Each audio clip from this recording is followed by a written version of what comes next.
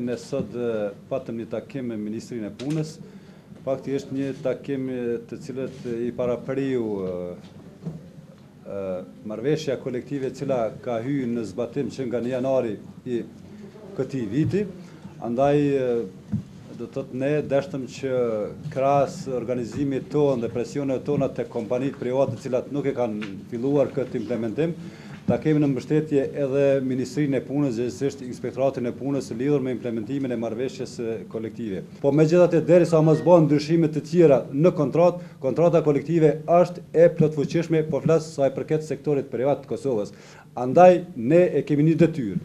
Aty ku nuk implementohet, do të bisedojmë me pronarët e kompanive, do të bëjmë protesta, do të bëjmë greva, po normal që Inspektorati i Punës e ka obligim parësor që aty ku nuk mund të arrihet marrëveshja, ai duhet ta kryejë obligimin e vet, sepse për çeta edhe janë të thirrur. Që nga hyrja e kësaj ndërtese, shkelja e ligjit të punës bëhet sepse në hyrje të kësaj ndërtese punëtori paguhet 120 euro, punëtori i sigurimit, moshën të cilën e kalojnë ndoshta mbi 50 ose 60 vjeçare, e cila është në kundërshtim me ligjin.